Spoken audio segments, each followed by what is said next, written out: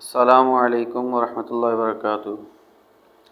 آج کا موضوع ہے، ایک شکاری نے کنڈی میں گوشت کی بوٹی لگا کر دریا میں پھینکی، ایک مچھلی اسے کھانے دوڑی، وہیں ایک بڑی مچھلی نے اسے روکا کہ اسے منہ نہ لگانا، اس کے اندر ایک چھپا ہوا کانٹا ہے جو تجھے نظر نہیں آ رہا، بوٹی کھاتے ہی وہ کانٹا تیرے حلق میں چبھ جائے گا جو 1000 کوششوں کے بعد بھی نہیں نکلے گا۔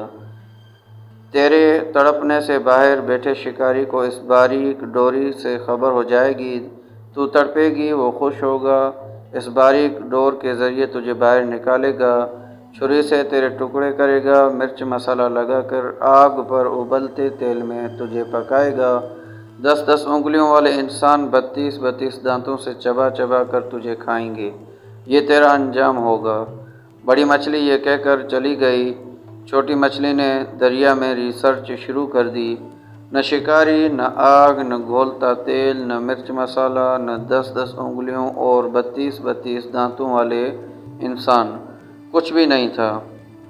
چھوٹی مچھلی کہنے لگی، یہ بڑی مچھلی ان پڑھ، جاہل، پتھر کے زمانے کی باتیں کرنے والی، کوئی حقیقت نہیں اس کی باتوں میں نے خود ریسرچ کی ہے، اس کے بتائے ہوئے کسی بات میں بھی سچائی نہیں، میرا ذاتی مشاہدہ ہے، وہ ایسے ہی سنی سنائی نام نہاد غیب کی باتوں پر یقین کیے بیٹھی ہے۔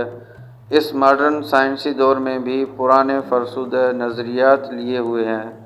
چنانچہ اس نے اپنی ذاتی مشاہدے کی بنیاد پر بوٹی کو منہ ڈالا، کانٹا چبھا، مچھلی تڑپی، شکاری نے ڈور کھینچ کر باہر نکالا، آگے بڑھی، مچھلی کے بتائے ہوئے سارے حالات سامنے آ گئے۔ انبیاء علیہم السلام نے انسانوں کو موت کا کانٹا چبھنے کے بعد پیش آنے والے غیب کے سارے حالات و واقعات تفصیل سے بتا دیے ہیں۔ بڑی مچھلی کی طرح کے عقل مند انسانوں نے انبیاء کی باتوں کو مان کر زندگی گزارنے شروع کر دی۔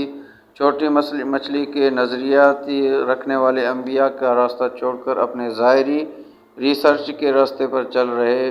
موت کا کانٹا چبھنے کے بعد سارے حالات سامنے آ جائیں گے۔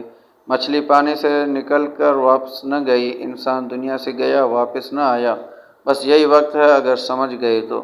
اللہ پاک سب کو سمجھنے کی توفیق عطا فرمائے۔ السلام علیکم ورحمۃ اللہ۔